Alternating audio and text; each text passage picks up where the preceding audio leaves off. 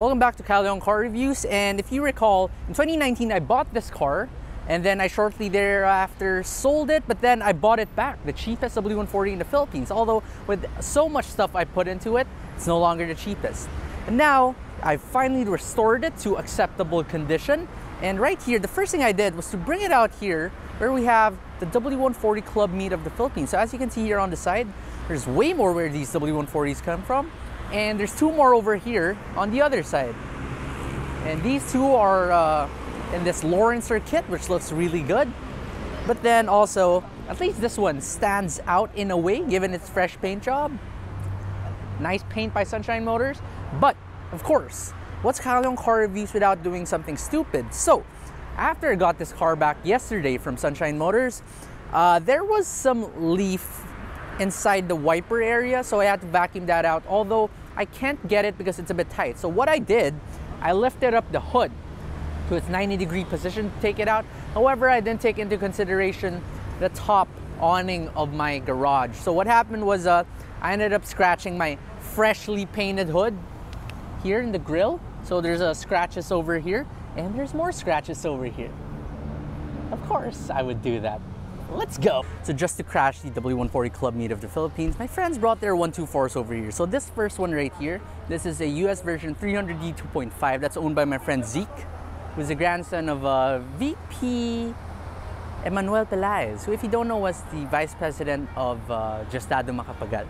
So this car was passed down to his dad and to Zeke now, but has been in their family since, well, it was new.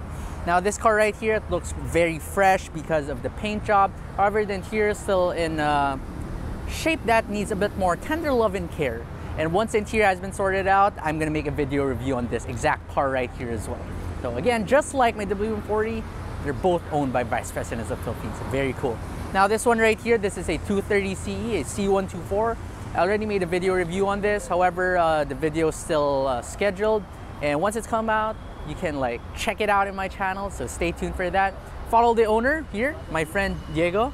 Brewster the Merc. Brewster the Merc on Instagram. I'll put the link down in the description below. Anyway, I just want to show you what is still wrong and everything wrong with my W140 S320. My tires are a bit old. These are 2014, so these have to be replaced soon. My rims, so they're looking fresh and newly repainted. Now this one, my side mirror, it's still all wobbly and the mirrors don't fold nor do the glass tilt, but I can still kind of see something out of it, so that's fine with me. Next thing is my key.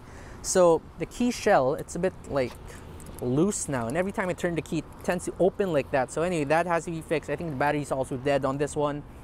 This one too. So there are weather strips that are now cut like that, which is quite annoying, but nothing's dripping, so that's fine. Opening up the car, I had the door aligned, so it now closes really easily. I also had the door brake replaced, so it doesn't crack and creak anymore that much. It still kind of does. And now if you move on in here, inside it looks great. However, there are times that if the car is at an angle, this one right here, this is the brake pad wear sensor, it tends to light up, which is really weird, only when the car is angled. I had the brakes checked, the brake pads are all still good, so it's probably just a sensor issue. Now in here where you see the odometer, the light there is also busted, so I can barely see my odometer, but it's around 82,233 kilometers, still quite fresh. Now here, down here, you can see that I still don't have my head unit because I had that removed since it was traced to be the cause of my battery drain. This one too, it's kind of faded. This button doesn't work, so the down button works, this one doesn't. So what I do, I just press auto if I want the fan up, and I just lower it using this. Now in here, there's also this one right here that's pretty rough.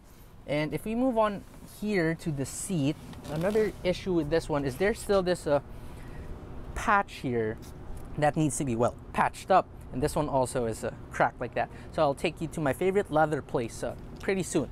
Now if we move on over to the back, there's a bit more stuff that needs to be sorted out. So my headrest, if you saw in the first video of this car, this part was falling like that, so I had it fixed back like that. However, the switch still doesn't work for it to go up and down, but I'm fine with that. This one up here, the light, they're busted, so I do get vanity mirrors, but no light if it's dark. And finally, Although the seats, they do recline. Every time I have to recline them, I have to move this piece right here because it's like cracked over here, and this one's like that, so it does get caught in the seat, which cracks it even more, which is kind of sad, but oh well, I can live with that. Finally, here on the passenger side, you can see that the car is also in great shape. The repaint was definitely amazing by Sunshine Motors, the rims too. However, again, we move on over here to my side mirror that's wobbly like that, but I can finally still see out of them now because before it was drooping that way. My weather strip here, that's also cut like that. This one's fine. And as we open this up, you'll notice that my seat switch like that, it's missing the bottom piece. It's over here. So this is my nifty tool right here. Every time I want to move the seat, I just like arbitrarily put it like that and the seat moves with it. Hey, when I'm done, I have to remove this and make sure I don't lose it. Oh, one more thing, the lumbar adjustment thing for both the passenger and driver side, that doesn't seem to work anymore. And yeah, that's pretty much it. Aside from that, this car is almost perfect, kind of. But wait, this one is not that aligned, so oh, there, it's kind of aligned. It's good enough. Now finally, I just want to show the difference in length between the 124 and the 140. So these two are parked exactly the same part at the back, like that. However, when you move on over to the front, you can just see how much longer the 140 is. It's considerably longer. So again, these two cars are both owned by former vice presidents of the Philippines. The 124 being Emmanuel Pelaez, and the one on the right, on the left, my 140, being Doy Laurels. I also found a W221 right here parked. So this is an S500. This is my third favorite S-Class next to the 140 and the 126. But I just wanted you to see just how big the W140 is, especially for its time. Note that cars were definitely way smaller back then. Just look at that. That's so huge. And so boxy too. And if I put them side by side, you can see over here that the W140 is just ever so slightly longer than the 221. So just a few days after I filmed the earlier part of this video, someone from the W140 Club of the Philippines, which I met at the meet, gave me one of these. A nice condition Blancpain Heidelberg RCM40. So not only is it period correct, but I was able to bring this car to Wizard. That's the name of the shop that does electricals, one of the best in the Philippines, and they were able to wire me this RCA to AUX port, the aux port. So now I can watch and play the second update of this W140 inside the W140.